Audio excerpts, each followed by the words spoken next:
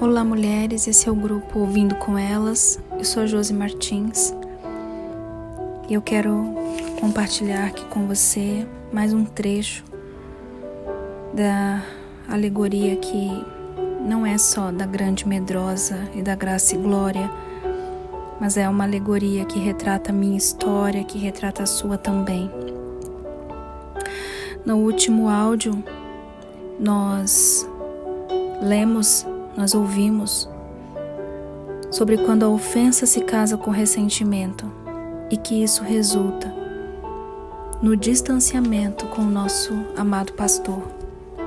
A ofensa estava vivendo esta fase, a fase de não ter mais o pastor por perto, porque escolheu outros caminhos, outras possibilidades.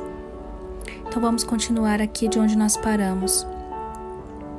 Ofensa vivenciou a angústia dos que tiveram contato com o pastor e o perderam.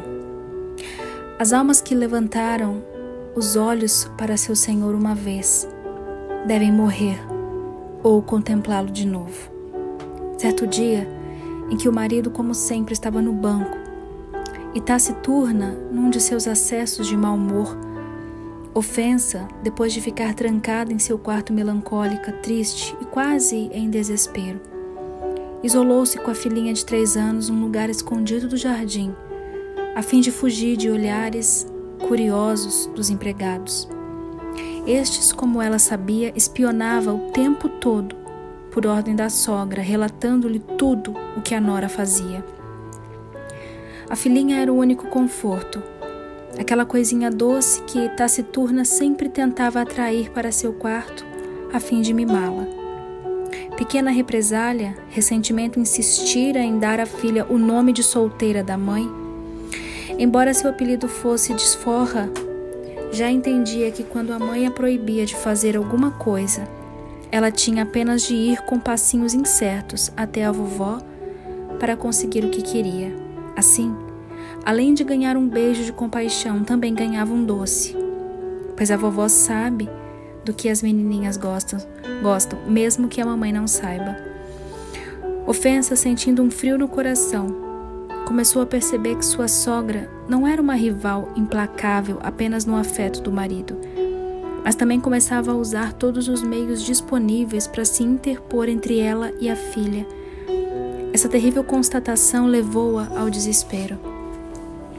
Enquanto estava sentada sozinha no jardim, pranteando a dor do seu coração, ouviu o barulho do portão de ferro sendo aberto. Espiou através da cerca viva de louro, a fim de ver se alguém se aproximava, sentindo que não aguentaria uma visita naquele momento. Para sua surpresa, viu Misericórdia, a pastora.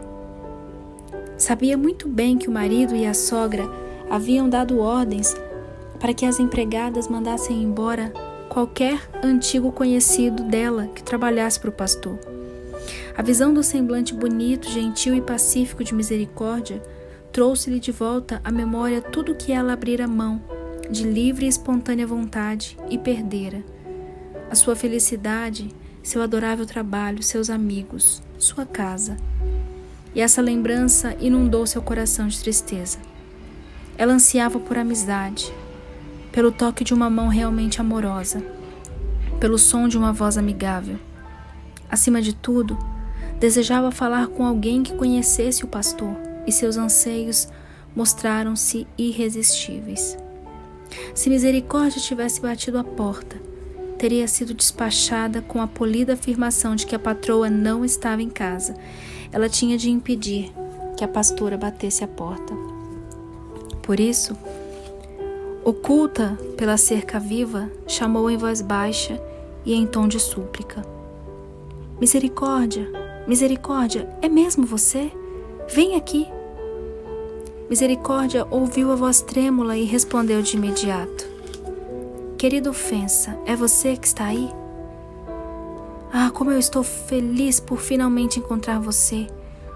Ela deu a volta na cerca viva e veio em direção à amiga com uma expressão de tal bondade e amor que Ofensa se levantou e lançou os braços em volta de Misericórdia. Depois encostou a cabeça nos ombros da amiga e irrompeu num choro de partir o coração. Elas ficaram abraçadas em silêncio, alguns momentos, enquanto a pequena desforra observava maravilhada o semblante da recém-chegada.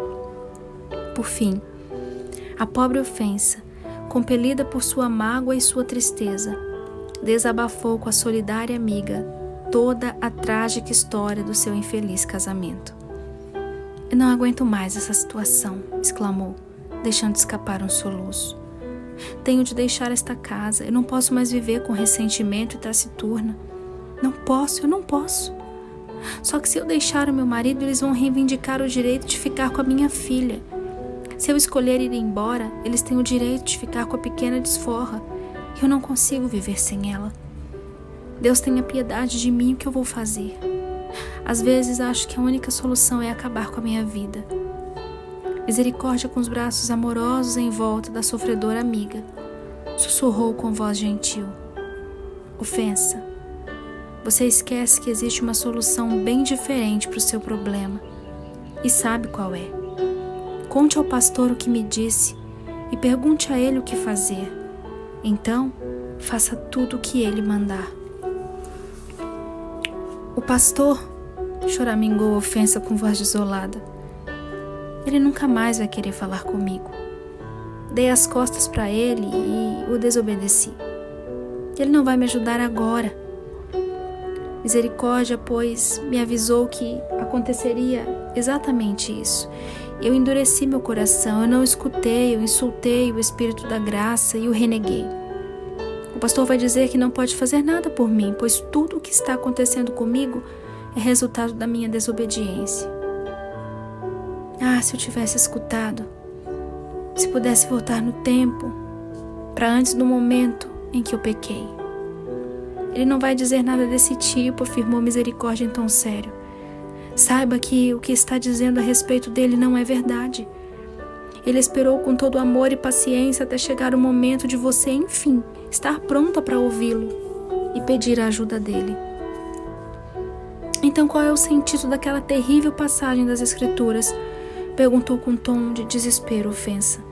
"Aquela que diz: quão mais severo castigo merece aquele que pisou aos pés o Filho de Deus e o insultou o Espírito da graça? E aquela: se continuarmos a pecar deliberadamente, depois que recebemos o conhecimento da verdade, já não resta sacrifício pelos pecados, mas tão somente uma terrível expectativa de juízo e de fogo intenso que consumirá os inimigos de Deus.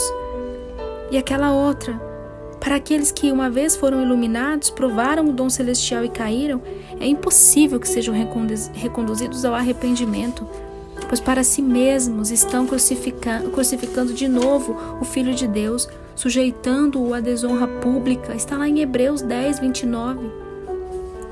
"Querida ofensa", disse Misericórdia com ardor, "entenda que esses versículos não se aplicam ao seu caso porque você está arrependida. Você não precisou de mim nem de ninguém para se arrepender.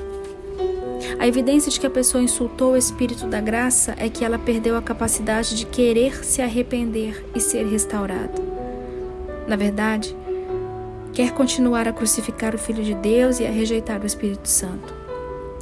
Mas você está tão ansiosa para ser restaurada e ter nova comunhão com o Salvador que não terá descanso nem paz até consegui-lo. Esse é um sinal infalível de que o Espírito dele está operando em você neste momento e que já começou a restaurá-la." "Mas", insistiu a ofensa ainda com um tom de desesperança na voz, "e aquele versículo que diz que Esaú, quando quis se arrepender, não pôde fazê-lo. Quando quis herdar a bênção, foi rejeitado e não teve como alterar sua decisão, embora buscasse a bênção com lágrimas." Está lá em Hebreus 12, 17. Veja, era muito tarde para ele ser perdoado, mesmo quando quis se arrepender. "O versículo não diz nada disso", declarou Misericórdia em tom decidido. "Você entendeu tudo errado, ofensa. O versículo diz que Esaú vendeu sua primogenitura por um bocado de comida e depois arrependeu-se de ter feito isso. Quis recuperar a bênção do filho primogênito que já pertencia a Jacó. Embora tenha se arrependido de haver desprezado seus direitos de primogênito, Já era muito tarde para tê-los de volta. Isso é bem diferente de dizer que o pastor não irá perdoá-la, estando você arrependida de lhe haver desobedecido. Querida ofensa, não entendeu o verdadeiro sentido do versículo? Você, como Esaú, desprezou a oferta do pastor de ir aos lugares altos, porque preferiu casar-se com ressentimento, e isso não vai ser alterado. O que foi feito não pode ser desfeito. Apesar de você ter derramado, na forma de lágrimas, a infelicidade do seu coração e seu arrependimento pela escolha errada que fez, quando estava amargurada e infeliz. Mas você está casada com ressentimento e é a nora da pobre senhora taciturna. Não há como desfazer essa realidade, por mais arrependida que você esteja. Nesse sentido, o que está feito, apesar do seu arrependimento. Mas isso não quer dizer que o pastor não a ame, nem a reconheça mais, tampouco que se recuse a ajudá-la. Isso quer dizer que você precisa da ajuda dele, mais do que nunca, agora que se encontra nessa situação difícil e triste. Minha querida ofensa, será que você vai dar conta disso tudo e procurar a ajuda dele sem perder tempo? Você sabe muito bem que ele pode mudar tudo e conseguir uma vitória nesse cenário de derrota. Aliás, isso é o que ele mais gosta de fazer. Ah, quem dera as coisas fossem assim, gemeu a ofensa, esfregando as mãos. Se você pudesse ir até ele, contar-lhe como estou arrependida, e implorar o perdão e a ajuda dele. Nada me parecerá ruim demais se eu puder ter comunhão com o pastor outra vez. Estou aqui, disse uma forte voz, mas gentil, logo atrás dela. E as duas ergueram os olhos e viram o pastor. Ofensa levantou-se na mesma hora. Misericórdia lançou-lhe um olhar amoroso, sorriu-lhe e foi embora. O pastor colocou as mãos sobre a cabeça, inclinada da pobre ofensa, e declarou que a perdoava e abençoava. Em seguida, ergueu-a pela mão. Ambos se sentaram e ficaram conversando muito tempo. Ofensa, sentindo grande alívio, contou-lhe sua triste história e por fim reconheceu. Aconteceu tudo exatamente como disseste. Recusei-me a enxergar a verdade e me coloquei nessa situação difícil. Minha sogra me odeia, meu marido também não me ama mais, e os dois estão determinados a afastar minha filha de mim. Ela soluçou de novo, mas prosseguiu. Não posso mais ficar com ele. Eu não o amo, nunca o amei. Ele me proíbe de manter qualquer contato contigo e com os teus amigos. Sou uma pobre prisioneira em minha casa, e se sair daqui, perco a minha filha. Sua filha e dele também, corrigiu brandamente o pastor. Misericórdia estava certa. Continuou em tom pausado e calmo. Ela disse a você que não há como desfazer o que construiu de livre e espontânea vontade. Você se casou, e apesar de se arrepender até as lágrimas, não há como voltar atrás. Ela gritou angustiada. Então o que eu vou fazer? Eu não tenho esperança de sair dessa situação. Eu tenho que ficar aqui como escrava de ressentimento de taciturna até morrer? De jeito nenhum, disse o pastor em tom firme e jovial. Você não pode mudar o fato de que se casou, nem fugir ao casamento, mas pode sair mais vitoriosa dessa situação e transformar essa derrota em vitória. Mais que vitoriosa, enquanto estou casada com ressentimento? Suspirou ela incrédula. Meu Senhor, o que isso quer dizer? Sim, com certeza você pode ser vitoriosa, insistiu ele. Lembra-se da última vez que conversamos, quando convidei você para ir aos lugares altos? Sim, disse ela, olhando para ele ainda muito confusa. Bem, disse ele, dirigindo a ela um sorriso maravilhoso. Pergunto de novo. Quer ir comigo aos lugares altos, ofensa? Amanhã nós voltamos.